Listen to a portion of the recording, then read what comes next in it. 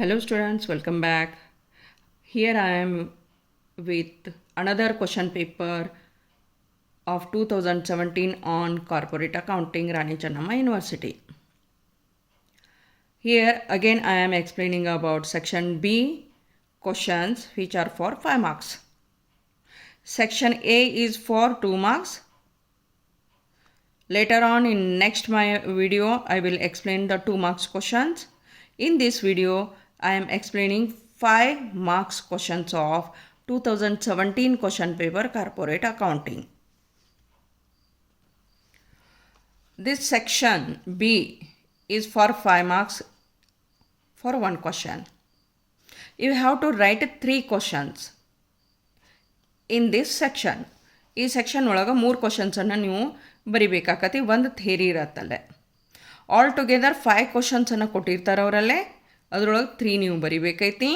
3 × 5 15 marks ನಿಮ್ಮ ಕೈಯಾಗಿರ್ತಾವ if you watch this video till the end. ಪ್ರತಿಯೊಂದು ಪ್ರಾಬ್ಲಮನ್ನು ಇನ್ ಡೀಟೇಲ್ ಒಳಗೆ ನಾನು ಎಕ್ಸ್ಪ್ಲನೇಷನ್ ಕೊಡಾಕತ್ತೀನಿ. ಸೊ ಲಾಸ್ಟ್ವರೆಗೂ ಈ ವಿಡಿಯೋವನ್ನು ನೋಡ್ರಿ. If you have any doubts, please comment on comment box. I will clarify the doubts. Okay. So, idrolaga first question ಏನೈತಿ ಅಂತಂದ್ರೆ explain the methods of valuation of goodwill. First idrolaginda section B ಒಳಗಿನ first question ಅಂತ ಹೇಳಕತ್ತೀನಿ. It is numbering 2. ಇದರ 2 number ಐತಿ.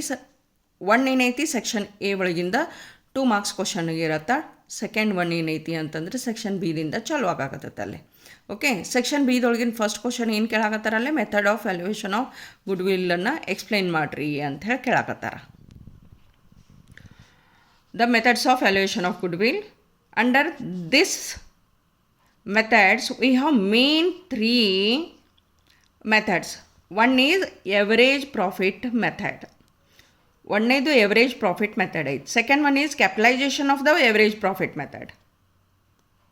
What ever average profit you have got you have to capitalize it. ಅಂದರೆ capital form ಒಳಗೆ ನಾವು ಅದನ್ನು ನೋಡೋದೈತಿ. Average ಪ್ರಾಫಿಟನ್ನು capital form ಒಳಗೆ ಅಂದರೆ ಏನು ಮಾಡ್ತೇವೆ, ಎವರೇಜ್ ಪ್ರಾಫಿಟನ್ನು ನಾವು ಕ್ಯಾಪಿಟಲ್ ಫಾರ್ಮ್ ಒಳಗೆ ಅಥವಾ ಕ್ಯಾಪಿಟಲ್ ಅಂಥೇಳಿ ಟ್ರೀಟ್ ಮಾಡಿದ್ದೀವಿ ಅಂತಂದ್ರೆ ಅದ್ರ ಕ್ಯಾಪಿಟಲೈಸ್ಡ್ ವ್ಯಾಲ್ಯೂ ಎಷ್ಟಿರುತ್ತೋ ಅದನ್ನು ಕ್ಯಾಲ್ಕುಲೇಷನನ್ನು capitalization of average profit method ಅಂತೇಳಿ ಹೇಳ್ತೇವೆ. ಮೂರನೇದು super profit method. It is nothing but the difference between normal profit and actual profit. About these methods, I have given in detail explanation in my one of the previous video.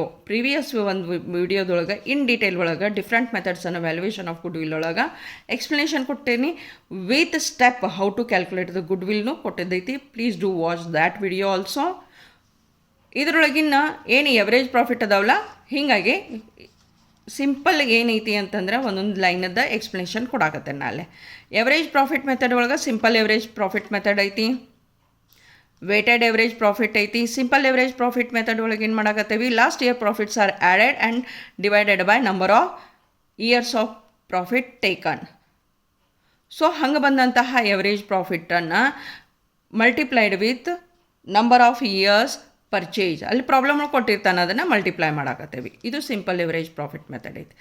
Average weighted average profit ಒಳಗೆ number of weights R assigned to the last year or previous year profits and the total product is obtained and the total product is divided by number of weights assigned to the previous year profit.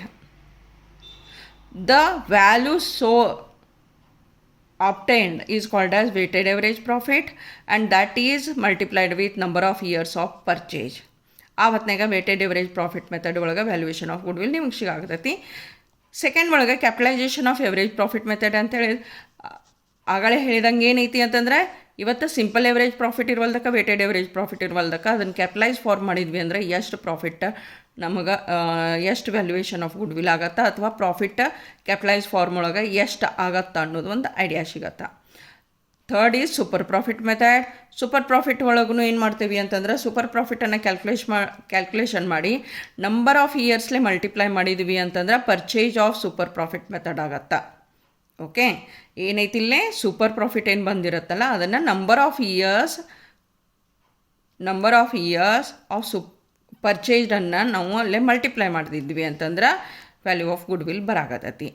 ಆಮೇಲೆ next annuity method of super profit ಅಂತ ಹೇಳ್ತೇವೆ. Super profit ಒಂದು amount ಬಂದಿರತ್ತೆ, ಅದ್ರದ್ದು ಒಂದು ರೂಪಾಯಿ ಏನೈತಲ್ಲ ಅದ್ರದ್ದು annuity value ತೊಗೋತೀವಿ. Annuity value will be given in the problem.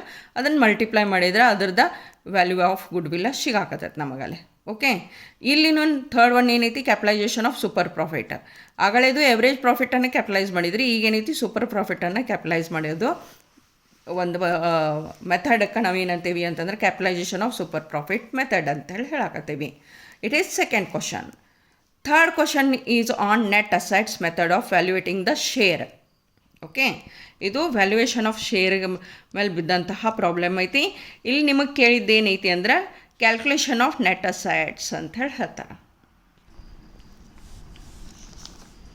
The third question is on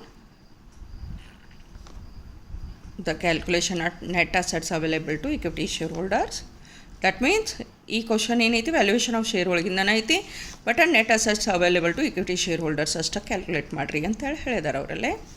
so the information is for Renuka sugars limited Raibag. Total assets 3 lakh ಐತಿ, ಔಟ್ಸೈಡ್ ಲಯಬಿಲಿಟಿ 1,40,000 ಐತಿ. ನೆಟ್ ಅಸೆಟ್ಸನ್ನು ಕ್ಯಾಲ್ಕುಲೇಷನ್ ಮಾಡೋಕ್ಕೆ ನಾವು ಏನು ಮಾಡ್ತೇವೆ, ಟೋಟಲ್ ಅಸೆಟ್ಸ್ ಒಳಗೆ outside ಲಯಬಿಲಿಟಿಯನ್ನು ಡಿಡಕ್ಟ್ ಮಾಡ್ತೇವೆ ಫಸ್ಟಿಗೆ. ಓಕೆ, ಸೊ ನೆಕ್ಸ್ಟ್ ಕೊಟ್ಟದ್ದು ಒಂದು ಇನ್ಫಾರ್ಮೇಷನ್ನ ನೋಡೋಣ ಅಂತ ಮತ್ತೇನಾರ ಅಡ್ಜಸ್ಟ್ಮೆಂಟ್ ಕೊಟ್ಟಾರಣ ಅಂಥೇಳಿ. 10,000 equity shares of ₹10 each fully paid 1 lakh ಅಂತ ಹೇಳ್ತಾರೆ. ಶೇರ್ ಕ್ಯಾಪಿಟಲ್ 1 lakh ಐತಿ. Face value of the share is 10. ಅದು ಫುಲ್ಲಿ ಪೇಡ್ ಅಪ್ ಐತಿ. ಓಕೆ, ಇದು ಫುಲ್ಲಿ ಪೇಡ್ ಅಪ್ ಐತಿ. ಫುಲ್ಲಿ ಪೇಡ್ ಅಪ್ ಇದ್ದಾಗ ನೋಷನಲ್ ಕಾಲ್ ನಾವು ಮಾಡಾಕತ್ತಿಲ್ಲ. ಇದು ₹10 ಹೋಲ್ ವ್ಯಾಲ್ಯೂ ಐತಿ. ನಂಬರ್ ಆಫ್ ಇಕ್ವಿಟಿ ಶೇರ್ಸ್ ಎಷ್ಟು ಅದಾವ, 10,000 ಅದಾವ. Propose dividend at 20% on the above shares ಅಂತ ಹೇಳಿ ಹೇಳಕತ್ತಾರ. ದ್ಯಾಟ್ ಮೀನ್ಸ್ 3 lakh ಒಳಗೆ 1,40,000 ಏನು ತೆಗೆದಿದ್ರಿಲ್ಲ ಆಗಲೇ, ಅದ್ರೊಳಗೆ ಏನು ಮಾಡೋದೈತಿ, ಡಿವಿಡೆಂಡ್ ಪ್ರಪೋಸ್ ಡಿವಿಡೆಂಡನ್ನು ಡಿಡಕ್ಟ್ ಮಾಡಬೇಕು. ಓಕೆ, ಎಕ್ಸ್ ಡಿವಿಡೆಂಡ್ ಮೆಥಡ ಕಮ್ ಡಿವಿಡೆಂಡ್ ಮೆಥಡ ಇವೆರಡು ಮೆಥಡ್ ಹೇಳಿದ್ವಲ್ಲ ಅಲ್ಲೇ ನಾವು. ಯಾವಾಗ ಡಿವಿಡೆಂಡನ್ನು ತೆಗಿತೀರಿ it is ex dividend method ಅಂತ ಹೇಳಿ ಹೇಳ್ತೇವೆ. ಓಕೆ, ಈ ಪ್ರಾಬ್ಲಮ್ ಏನೈತಿ, ಎಕ್ಸ್ ಡಿವಿಡೆಂಡ್ ಮೆಥಡ್ ಮೇಲೆ ಐತಿ. Calculate the net assets available to equity share holders ಅಂತ ಹೇಳಿ ಹೇಳ್ಯಾರ ನಿಮಗೆ. Okay, so look at the chart. Total assets 3 lakh. Deduct outside liabilities 1,40,000. You will get 1,60,000. In this 1,60,000 you have to deduct proposed dividend of 20% on 1 lakh. 1 lakh ಇದು share capital ಐತಿ, 20% ಅವ್ರು ಕೊಟ್ಟದ್ದೈತಿ propose dividend ಅಂತ ಹೇಳಿ. The value will B 20,000. ಇದು calculated value ಎಷ್ಟೈತಿ, 20,000 ಐತಿ. 1,60,000 ಒಳಗೆ 20,000 ತೆಗೀರಿ. 1,40,000 net assets available to equity share holders ಐತಿ. ಇಲ್ಲಿಗೆ ನಿಮ್ಮದು ಆ್ಯಕ್ಚುಲಿ ಪ್ರಾಬ್ಲಮ್ ಮುಗೀತು. ಹೆಚ್ಚಿಗೆ ಮಾಡಿದ್ರೆ ತಪ್ಪೇನಿಲ್ಲಲ್ಲ, ಹೌದೋ ಇಲ್ಲೋ? ಹೆಚ್ಚಿಗೆ ಮಾಡಿದ್ರೆ ತಪ್ಪಿಲ್ಲ ಅಲ್ಲೇ, ಯಾಕಂದರೆ ಇದು ವ್ಯಾಲ್ಯೂಯೇಷನ್ ಆಫ್ ಶೇರ್ ಮೇಲೆ ಇದ್ದು ಹೊತ್ತಿನಾಗ ಅದನ್ನು ನಾವು ದಂಡಿಗೆ ಅನಿಸ್ಬೇಕು ಅಥವಾ ದಂಡಿ ತಕ್ಕ ಪ್ರಾಬ್ಲಮನ್ನು ಬಿಡಿಸ್ಬೇಕು. ಸೊ ಅದಕ್ಕೆ ಏನು ಮಾಡ್ತೀವಿ, net assets available to equity share holders ಏನೈತಲ್ಲ that should be divided by number of equity shares. Okay, so net assets available to equity share holders 1,40,000 ಐತಿ. ನಂಬರ್ ಆಫ್ ಇಕ್ವಿಟಿ ಶೇರ್ಸ್ 10,000 ಐತಿ. 10,000 ಇಕ್ವಿಟಿ ಶೇರ್ಸ್ ಅದಾವ. So per share value will be 14. Per share value ಎಷ್ಟೈತಿ, 14 ಐತಿ. Okay, ಇಲ್ಲಿ ತನಕ ನೀವು ಬಿಡಿಸಿದ್ರಿ ಅಂದ್ರೆ ನಿಮ್ಮ 5 marks ಯಾರು ನಿಮ್ಮ ಕಡೆಯಿಂದ ಕಸ್ಕೊಳಕ್ಕೆ ಸಾಧ್ಯ ಇಲ್ಲ. ಓಕೆ, ಸೊ ಇನ್ ಡೀಟೇಲ್ ಒಳಗೆ ಯಾವಾಗ ಕೇಳಿರ್ತಾರಲ್ಲ ನೆಟ್ ಅಸೆಟ್ಸ್ ಕೇಳ್ಯಾನಂದ್ರೆ ಇಲ್ಲಿಗೆ ನಿಂದ್ರಸಕ್ಕೆ ಹೋಗ್ಬೇಡ್ರಿ, ಕೊಡ್ತಾರೆ ಅವ್ರು, ಇಲ್ಲ ಅನ್ನಂಗಿಲ್ಲ. ಬಟ್ ಏನೈತಿ ಅಂತಂದರೆ ಇದನ್ನು ಅಡಿಷ್ನಲ್ ಒಳಗೆ ಮಾಡಿದ್ರಿ ಅಂತಂದ್ರೆ the examiner will be happy. 5 marks ನಿಮ್ಗೆ ಎಲ್ಲಿನೂ ಅಂದರೆ ಎಲ್ಲೋ ಒಂದು ಕಡೆ ಬೇರೆ ಪ್ರಾಬ್ಲಮ್ ಒಳಗೆ ಸ್ವಲ್ಪ ವೇರಿಯೇಷನ್ ಮಾಡಿದ್ರು ಸದಕ್ಕೆ he will take into consideration that you know more than what you should solve ಅಂತ ಹೇಳಿ. Okay, next question is on valuation of goodwill under weighted average method. Weighted average method ಮೇಲೆ ಹೆಂಗೆ ಅಂತ ಹೇಳಿ ಗೊತ್ತಾ ಹಿಡಿದು ನಾನು ಒಮ್ಮಿಲ್ಗೆ, because weights are given. Okay, weights are given, profits ಕೊಟ್ಟಾರ, ಇಯರ್ ಕೊಟ್ಟಾರ.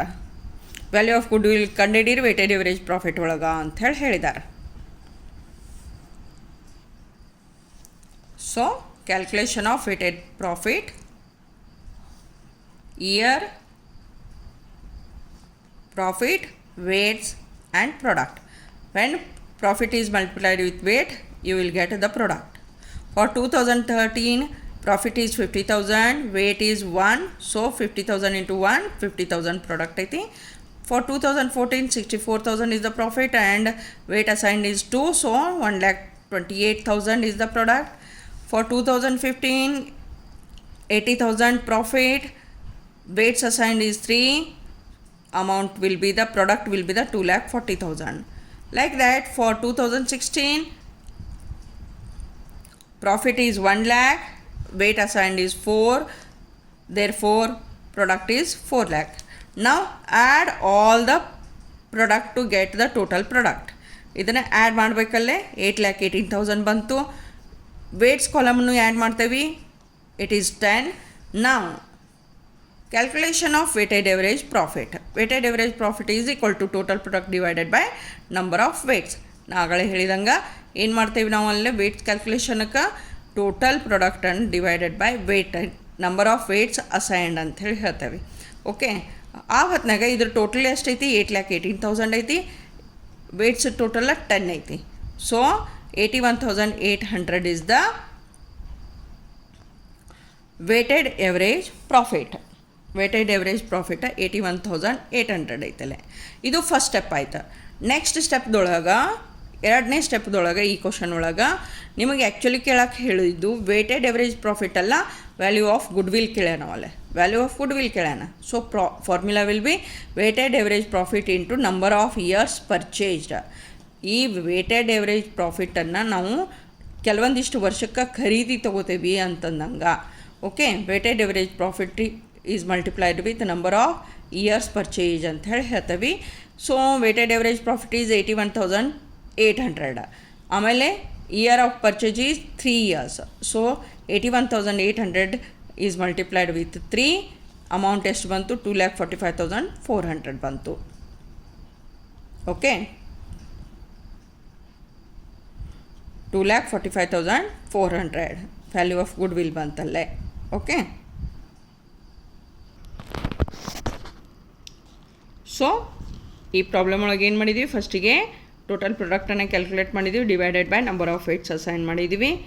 ಆಮೇಲೆ ವ್ಯಾಲ್ಯೂ ಆಫ್ ಗುಡ್ ವಿಲ್ ಕ್ಯಾಲ್ಕುಲೇಷನ್ಗೆ ಏನು ಮಾಡಿದ್ದೀವಿ ಅಂತಂದರೆ weighted average profit is multiplied with number of years purchase ಮಾಡ್ತೇವೆ. So weighted average profit is 81,800 ಐತಿ. ಆಮೇಲೆ number of year purchase 3 years ಅಂತೇಳಿ ಕೊಟ್ಟೋದಿರ್ತೈತೆ ಪ್ರಾಬ್ಲಮ್ ಒಳಗೆ. ಅದನ್ನು ಮಲ್ಟಿಪ್ಲೈ ಮಾಡಿದ್ರೆ 2,45,400 ಅಮೌಂಟ್ ಬರಾಕತ್ತೈತೆ ನಮಗೆ. ವ್ಯಾಲ್ಯೂ ಆಫ್ ಗುಡ್ ವಿಲ್ದೊಳಗೆ 2,45,400 ಬರಾಕತ್ತೈತಿ. Okay, so next question. So next question is on bank account. You are asked to prepare P&L account and calculate the statutory reserve. P&L ಅಕೌಂಟನ್ನು ತೆಗಿಯೋದೈತಿ, ಅದ್ರ ಜೋಡಿ ಸ್ಟ್ಯಾಟ್ಯೂಟರಿ ರಿಸರ್ವ್ನು ನೀವು ಅಮೌಂಟ್ ಎಷ್ಟು ಟ್ರಾನ್ಸ್ಫರ್ ಮಾಡ್ತೀರಿ ಅದನ್ನು ಕ್ಯಾಲ್ಕುಲೇಟ್ ಮಾಡಿ ಹೇಳ್ರಿ ಅಂತ ಹೇಳಿದಾರೆ. ಸ್ಟ್ಯಾಟ್ಯೂಟರಿ ರಿಸರ್ವ್ ಏನೈತಿ? P&L ಅಪ್ರಾಪ್ರಿಯೇಷನ್ ಅಕೌಂಟ್ ಒಳಗೆ ಬರಾಕತ್ತೈತಿ. ಸೊ ಅದು P&L ಅಪ್ರಾಪ್ರಿಯೇಷನ್ ಅಕೌಂಟಿಗೆ ಕಳಿಸ್ತಿರ್ಬೇಕಾದ್ರೆ ಫಸ್ಟಿಗೆ we have to prepare the P&L account. Okay, so information ಏನೈತಿ? ಇಂಟ್ರೆಸ್ಟ್ ಅರ್ನ್ಡ್ ಐತಿ, ಅದರ್ ಇನ್ಕಮ್ ಐತಿ. ಬೋತ್ ಆರ್ ಇನ್ಕಮ್ ಕಾಲಮ್ದೊಳಗೆ ಹೋಗ್ತೈತಿ. ಇಂಟ್ರೆಸ್ಟ್ ಎಕ್ಸ್ಪೆಂಡೆಡ್, ಆಪ್ರೇಟಿಂಗ್ ಎಕ್ಸ್ಪೆನ್ಸಸ್ ಇವೆರಡು ಎಕ್ಸ್ಪೆನ್ಸಸ್ ಅದಾವೆ, ಎಕ್ಸ್ಪೆನ್ಸಸ್ದೊಳಗೆ ಹೋಗಾಕತ್ತಾವ. P&L ಅಕೌಂಟ್ ಕ್ರೆಡಿಟ್ ಬ್ಯಾಲೆನ್ಸ್ ಐತಿ. ನಿಮಗೆ ಡಿಫ್ರೆನ್ಸ್ ಏನು ಅಮೌಂಟ್ ಬರ್ತೈತಲ್ಲ ಪ್ರಾಫಿಟ್, ಅದ್ರೊಳಗೆ ಇದನ್ನು ಆ್ಯಡ್ ಮಾಡ್ಕೊರಿ. It is the appropriatable value, ಅಪ್ರಾಪ್ರಿಯೇಷನ್ಗೆ ಒಳಪಡ್ತಕ್ಕಂಥ ಮೊತ್ತ ಐತಿ ಇದರಲ್ಲಿ. Rebate on bills discounted, provision for doubtful debt, propose dividend, provision for taxation. ಇದರೊಳಗೆ ಪ್ರಪೋಸ್ ಡಿವಿಡೆಂಡ ಅಪ್ರಾಪ್ರಿಯೇಷನ್ ಅಕೌಂಟ್ ಒಳಗೆ ಬರಾಗತೈತಿ. ಉಳಿದದ್ದು ಮೂರು ಏನೈತಿ ಇಲ್ಲೇನ ಏನು ಮಾಡ್ತೀರಿ? ಎಕ್ಸ್ಪೆನ್ಸಸ್ ಕಾಲಮ್ ಒಳಗೆ ಕಾಲಮ್ ಹಾಕಿ ಅದನ್ನು ಬರಿತೇವೆ. ಓಕೆ, ಪ್ರಪೋಸ್ ಡಿವಿಡೆಂಡ್ ಅಷ್ಟೇ ಏನೈತಿ ಎಟ್ ದ ಎಂಡ್ ನಾವು ಅಲ್ಲೇ ಅದನ್ನು ಬರಿತೇವೆ to get the account done. Okay, so here you have solved answer. Make a statement, particulars, schedule and amount. Profit and loss account and appropriation of profit to statutory reserve ಮಾಡಕತ್ತೇವೆ ನಾವಲ್ಲೇ. ಬರೀ P&L account ಅಷ್ಟೇ ಅಲ್ಲ, appropriation of profit to statutory reserve is also important. So ಫಸ್ಟಿಗೆ ಏನು ತೊಗೋತೇವೆ, interest earn ಕೊಟ್ಟಿದ್ರು ಅದನ್ನು, it is 20 lakh. Schedule number 13 other incomes 5 lakh, schedule 14 ಆಯ್ತು. Okay, total ಮಾಡಿದ್ರು 25 lakh ಆಯಿತು. Next expenses, interest expanded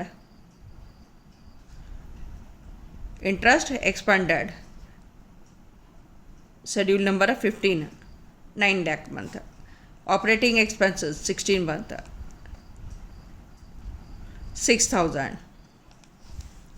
provisions and ಕಾಂಟಿಂಜೆನ್ಸೀಸ್ ಒಳಗೆ ರಿಬೇಟ್ ಆನ್ ಬಿಲ್ ಡಿಸ್ಕೌಂಟೆಡ್ 50,000 ಆಗೈತಿ. Provision for doubtful debt 75,000 ಆಗೈತಿ. ಪ್ರೊವಿಷನ್ ಫಾರ್ ಟ್ಯಾಕ್ಸೇಷನ್ 3 lakh ಆಗೈತಿ.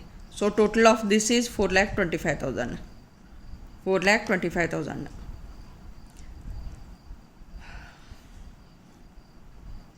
So ಈ 25 lakh ಒಳಗೆ ಈ ಮೂರು ಅಮೌಂಟ್ ತೆಗೆದ್ರೆ ನೆಟ್ ಪ್ರಾಫಿಟ್ ಬರಾಕತ್ತೈತಿ 5,75,000. ಓಕೆ, 5,75,000 ಬರಾಕತ್ತೈತಿ ನೆಟ್ ಪ್ರಾಫಿಟ್. ಅದರೊಳಗೆ ಲಾಸ್ಟ್ ಇಯರ್ ಪ್ರಾಫಿಟನ್ನು add ಮಾಡ್ಕೋಬೇಕೈತಿ.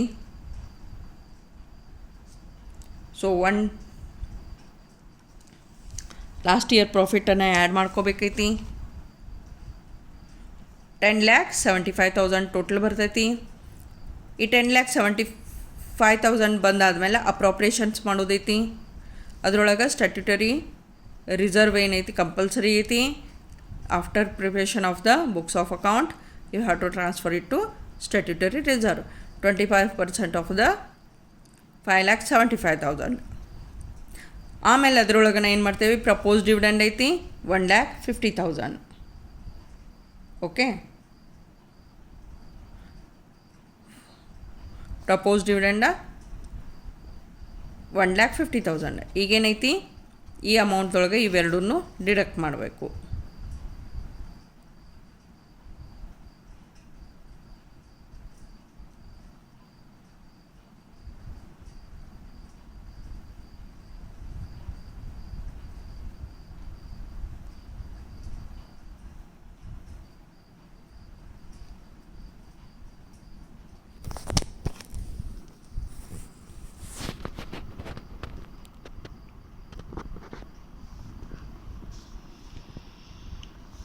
So surplus will be 7,81,250. Okay. Section B ಒಳಗಿಂದ ಲಾಸ್ಟ್ ಕ್ವಶನ್ ಐತಿ. Question number 6 on preparation of liquidator's final statement of account. Hopeless Limited went into liquidation with the following liabilities ಅಂತ ಹೇಳ್ತಾರೆ. Secured creditor ಕೊಟ್ಟಾರ, it is about 20,000. It is secured on securities. ಈ creditors ಎದ್ರ ಮೇಲೆ secured ಅದರ, security ಮೇಲೆ. ಯಾವಾಗ liquidation process ಆಗ್ತೈತಿ ಆ ಹೊತ್ನ್ಯಾಗ ಸೆಕ್ಯೂರಿಟಿಯನ್ನು ರಿಲೈಸ್ ಮಾಡಿದ್ದೀವಿ. ಅದು ಎಷ್ಟು ಬಂತು, 25,000 ಬಂತು. ಅಂದರೆ 20,000 ಅದನ್ನು 25,000ಕ್ಕೆ ಮಾರಾಟ ಮಾಡಿದ್ರಿ ಅಂದರೆ 5,000 ನಿಮಗೆ ಇನ್ಕಮ್ ಬಂದತ್ತದಲ್ಲೇ. ಯಾವಾಗ ಲಿಕ್ವಿಡೇಟರ್ಸ್ ಅಕೌಂಟನ್ನು ನೀವು ಪ್ರಿಪೇರ್ ಮಾಡ್ತಿರಲ್ಲ ಆ ಹೊತ್ನಾಗ ಇದು ಸರ್ಪ್ಲಸ್ ತೋರಿಸ್ಬೇಕಾಯ್ತು ನಿಮಗೆ. ಪ್ರೆಫರೆನ್ಷಿಯಲ್ ಕ್ರೆಡಿಟರ್ಸ್ 6,000 ಅದಾರ. ಅನ್ಸೆಕ್ಯೂರ್ಡ್ ಕ್ರೆಡಿಟರ್ಸ್ 30,500 ಅದಾರ. ಲಿಕ್ವಿಡೇಷನ್ ಎಕ್ಸ್ಪೆನ್ಸಸ್ 200 ಐತಿ. ಓಕೆ, ಇಲ್ಲೇ ನಾವು ಯಾವಾಗ ಅಮೌಂಟ್ ಐತಿಲ್ಲ ನೀವು ಲಿಕ್ವಿಡೇಷನ್ ಮಾಡಾಕತ್ತೀರಿ ಅಂದರೆ ಕ್ಲೋಸ್ ಡೌನ್ ಮಾಡಾಕತ್ತೀರಿ ಆ ಹೊತ್ನಾಗ ಫಸ್ಟಿಗೆ ನಾವು ಅಸೆಟ್ಸ್ ರಿಲೈಸ್ ನೋಡ್ಕೊಳಕತ್ತೇವೆ. ಎಷ್ಟು ಐತಿ, 26,000 ಐತಿ. ಆಮೇಲೆ ಸೆಕ್ಯೂರಿಟಿದೇನು ಅಮೌಂಟ್ ಡಿಫ್ರೆನ್ಸ್ ಐತಲ್ಲ, ಇದು ಸರ್ಪ್ಲಸ್ ಐತೆ ಅಂತ ಹೇಳಿದ್ನಲ್ಲ 5,000, ಅದನ್ನು ಇದಕ್ಕೆ ಆ್ಯಡ್ ಮಾಡ್ಕೋತೇವೆ. ಇದನ್ನು ನಾವು ಪೇ ಆಫ್ ಮಾಡಬೇಕು. ಅದನ್ನು ಪ್ರೆಫರೆನ್ಷಿಯಲ್ ಬೇಸ್ ಮೇಲೆ ಮಾಡ್ತೇವೆ ನಾವಲ್ಲಿ. ಫಸ್ಟಿಗೆ ಏನೈತಿ ಅಂತಂದ್ರೆ ಲಿಕ್ವಿಡೇಷನ್ ಎಕ್ಸ್ಪೆನ್ಸಸ್ಸನ್ನು ಪೇ ಆಫ್ ಮಾಡಬೇಕು. ಆಮೇಲೆ ಲಿಕ್ವಿಡೇಟರ್ಸ್ ಕಮಿಷನನ್ನು ನಾವು ತೊಗೊಳಕತ್ತೀವಿ. ಅದರ ನೆಕ್ಸ್ಟ್ ಪ್ರೆಫರೆನ್ಷಿಯಲ್ ಕ್ರೆಡಿಟರ್ಸ್ ಅಂತ ತೊಗೊಳಕತ್ತೀವಿ. ಲಾಸ್ಟಿಗೆ ಏನಾರ ಅಮೌಂಟ್ ಉಳಿತು ಅಂದ್ರೆ ಅನ್ಸೆಕ್ಯೂರ್ಡ್ ಕ್ರೆಡಿಟರ್ಸಿಗೆ ಅಡ್ಜಸ್ಟ್ ಮಾಡಬೇಕೈತಿ. ಉಳಿಲಿಲ್ಲ ಅವು ಕೊಡೋಂಗಿಲ್ಲ. ಓಕೆ, ಇದು ನೆನಪಿಟ್ಕೊಡ್ರಿ. So here it is the liquidator's final statement of account. Debit side, credit side ಇದನ್ನು ನಾನು ತಯಾರು ಮಾಡಿದ್ದು ಹಾರಿಜಾಂಟಲ್ ಫಾರ್ಮ್ ಒಳಗಡೆ ಮಾಡಿದ್ದೀನಿ. ಫಸ್ಟ್ ಅಮೌಂಟ್ ಏನು ಬರಿತೇವೆ ಅಂತಂದ್ರೆ ಅಸೆಟ್ಸ್ ರಿಲೈಸ್ಡ್ 26,000 ಐತಿ. ಅದರ next surplus from secured creditors, that is 25,000 minus 20,000, 5,000 ಆಯ್ತು. ಇದೇನೈತಿ ಬಂದದ ಲೆಕ್ಕ ಐತಿ, ಇದು ಬಂದದ ಲೆಕ್ಕ ಐತಿ. ಈ ಬಂದದ ಲೆಕ್ಕದೊಳಗೆ ನಿಮಗೆ ಬೇರೆ ಬೇರೆ ಲಯಬಿಲಿಟೀಸ್ ಅದಾವ, ಪೇ ಆಫ್ ಮಾಡಬೇಕು ಲಿಕ್ವಿಡೇಷನ್ ಟೈಮ್ನಾಗ. ಓಕೆ, ಲಿಕ್ವಿಡೇಷನ್ ಟೈಮ್ನಾಗ ಇದ್ದದ್ದು ಅಮೌಂಟ್ನಾಗ ನೀವು ಅಲ್ಲೇ ಏನೈತಿ ಪ್ರೆಫರೆನ್ಷಿಯಲ್ ಬೇಸ್ ಮೇಲೆ ಲಯಬಿಲಿಟಿಯನ್ನು ಪೇ ಮಾಡಬೇಕು. ಪ್ರೆಫರೆನ್ಷಿಯಲ್ ಬೇಸ್ ಒಳಗೆ ಫಸ್ಟಿಗೆ ಬರೋದು ಲಿಕ್ವಿಡೇಷನ್ ಎಕ್ಸ್ಪೆನ್ಸಸ್ ಐತಿ 200 rupees. So write it down. Liquidation expenses ಫಸ್ಟಿಗೆ ಬರೀಬೇಕು. ಅದರ ನೆಕ್ಸ್ಟ್ ಪ್ರೆಫರೆನ್ಸ್ ಬರಾಗತ್ತೈತಿ liquidator's remuneration. Liquidators remuneration, it is not mentioned in the problem. It is given as 3% on amount realized ಅಂತ ಹೇಳಿ ಕೊಟ್ಟಿದ್ದಾರೆ. ಸೊ 3% ಅಂದರೂ ಗೊತ್ತೈತಿ, ಆದರೆ ಅಮೌಂಟ್ ರಿಯಲೈಸ್ಡ್ ಎಷ್ಟೈತಿ ಅದು ನಮಗೆ ಗೊತ್ತಿಲ್ಲ. ಇಲ್ಲಿ ವರ್ಕಿಂಗ್ ನೋಟ್ ನೋಡೋಣ ಅಂತ. Calculation of liquidator's remuneration on asset realised ಅಂತ ಹೇಳ್ತೇವೆ. ಅಸೆಟ್ ರಿಯಲೈಸ್ಡ್ ಕೊಟ್ಟಾರ 26,000, ಸೆಕ್ಯೂರಿಟೀಸ್ ಕೊಟ್ಟಾರ 25,000. ಸೊ ಟೋಟಲ್ ಎಷ್ಟಾಯ್ತು 51,000 ಆಯ್ತು. ಲಿಕ್ವಿಡೇಟರ್ಸ್ ರೆಮ್ಯುನರೇಷನ್ ಏನು ಹೇಳ್ಯಾರ 3% ಆನ್ ಅಮೌಂಟ್ ರಿಯಲೈಸ್ಡ್ ಅಂತ ಹೇಳ್ಯಾರ. ಅಮೌಂಟ್ ರಿಯಲೈಸ್ಡ್ 51,000 ಐತಿ, ಅದ್ರ ಮೇಲೆ 3% ಅಂತಂದ್ರೆ 1,530 ರೂಪಿ ಬಂತು ಲಿಕ್ವಿಡೇಟರ್ಸ್ ರೆಮ್ಯುನರೇಷನ್. ಓಕೆ, ಯೂಶ್ವಲಿ ಇದು ಒಂದು ಮೆಥಡನ್ನು ಅಲ್ಲಿ ಫಾಲೋ ಮಾಡ್ತಾರೆ. ಓಕೆ, 1,530 ಇಲ್ಲಿ ಏನು ಮಾಡಿದ್ದೀವಿ ಲಿಕ್ವಿಡೇಟರ್ಸ್ ರೆಮ್ಯುನರೇಷನ್ ಅಂತ ಹೇಳಿ ಬರೆದ್ವಿ. ಅದರ ನಂತರ ಪ್ರೆಫರೆನ್ಷಿಯಲ್ ಕ್ರೆಡಿಟರ್ಸ್ ಕೊಟ್ಟಾರ 6,000 ಬರೀರೋದನ್ನು. ಓಕೆ, ಈ ಸೈಡ್ ಟೋಟಲ್ ಮಾಡ್ಕೊಳ್ಳೋದೈತಿ 31,000 ಐತಿ ಡೆಬಿಟ್ ಸೈಡ, ಅದನ್ನು ಕ್ರೆಡಿಟ್ ಸೈಡಿಗೆ ತೊಗೊಂಬರಿ 31,000. ಇದರೊಳಗೆ ಈ ಉಳಿದದ್ದು 3 ಅದಾವಲ್ಲ 200, 1,530 ಆ್ಯಂಡ್ 6,000 ಡಿಡಕ್ಟ್ ಮಾಡಿರಿ. ಏನು ಉಳಿತೈತಲ್ಲ ಅದಷ್ಟು ಅನ್ಸೆಕ್ಯೂರ್ಡ್ ಕ್ರೆಡಿಟರ್ಸ್ ಐತಿ. ಅನ್ಸೆಕ್ಯೂರ್ಡ್ ಕ್ರೆಡಿಟರ್ಸ್ ಕೊಟ್ಟಿದ್ದಾನೆ ನಾವು ಅಲ್ಲೇ. ಓಕೆ, ಅನ್ಸೆಕ್ಯೂರ್ಡ್ ಕ್ರೆಡಿಟರ್ಸ್ ಕೊಟ್ಟಿದ್ದಾನೆ 30,500. ಇದನ್ನು ಅಷ್ಟನ್ನು ಪೇ ಆಫ್ ಮಾಡೋಂಗಿಲ್ಲ ನಮಗೆ, ಬಟ್ ಎಷ್ಟು ಅಮೌಂಟ್ ಐತಿ ಅದನ್ನು ಅಷ್ಟನ್ನು ಪೇ ಮಾಡಾಕತ್ತೇವಿ. After paying liquidator's expenses and remuneration and preferential creditors, ಇವು 3 ಕೊಟ್ಟಾದ್ಮೇಲೆ ಇಷ್ಟು ಅಮೌಂಟ್ ಉಳಿತೈತಿ ಅಂದಮೇಲೆ ಅದನ್ನು ನಾವೇನು ಮಾಡ್ತೇವೆ ಅಂತಂದ್ರೆ ಪ್ರೆಫರೆನ್ಷಿಯಲ್ ಬೇಸಿಸ್ ಮೇಲೆ ಅನ್ಸೆಕ್ಯೂರ್ಡ್ ಕ್ರೆಡಿಟರ್ಸನ್ನು ಪೇ ಆಫ್ ಮಾಡಾಕತ್ತೇವಿ. So both side total 31,000. Please like, share and subscribe my channel for further updates on corporate accounting subject. Thank you.